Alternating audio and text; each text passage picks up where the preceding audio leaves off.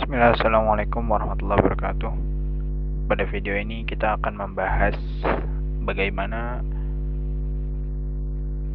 fatwa diperoleh dalam sejarah Islam dan bagaimana metode ifta atau pemberian fatwa di era kontemporer.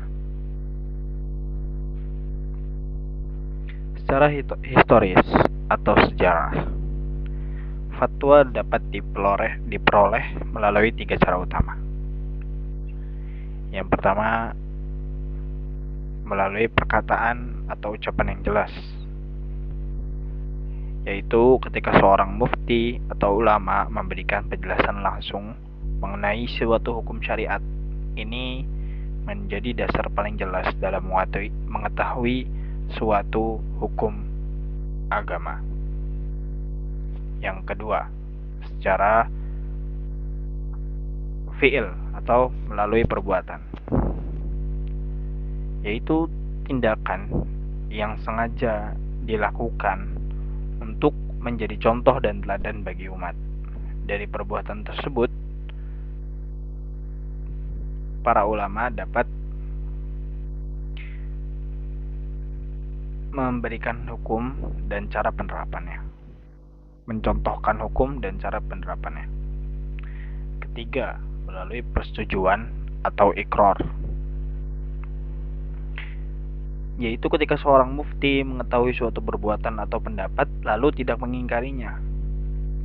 Sikap diam ini menunjukkan bahwa perbuatan tersebut dapat diterima dalam syariat. Adapun dalam metode ifta kontemporer terdapat beberapa prinsip penting. Yang pertama, untuk perkara yang sudah diketahui, masalah yang pasti, maklum minad din, jadi diketahui secara pasti dalam agama, hukumnya disampaikan sebagaimana adanya tanpa keraguan dan tanpa perlu perdebatan panjang. Yang kedua, ketika menghadapi permasalahan yang diperselisihkan para ulama, masalah khilafiyah, langkah pertama adalah berusaha menggabungkan dan menyelaraskan berbagai pendapat yang ada atau disebut al-jam'u. Jika tidak memungkinkan, maka dilakukan tarjih, yaitu memilih pendapat yang dinilai paling kuat di antara perselisihan tersebut berdasarkan dalil. Sementara itu, untuk persoalan baru atau kontemporer, persoalan yang belum ada pada zaman dahulu, para ulama melakukan ijtihad secara kolektif dengan memanfaatkan metode seperti qiyas, pertimbangan kemaslahatan, dan mempertimbangkan kemaslahatan untuk menemukan solusi yang sesuai dengan prinsip syariat. Dan jika perbedaan pendapat tidak dapat diselesaikan secara tuntas,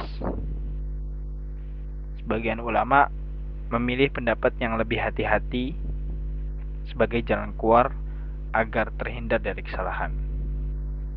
Dari sini kita dapat mengetahui bahwa proses fatwa bukan sekadar memberikan jawaban, tapi juga melibatkan kajian mendalam, pertimbangan dalil, serta upaya menjaga kemaslahatan umat. Ini dari saya. Wassalamualaikum warahmatullahi wabarakatuh.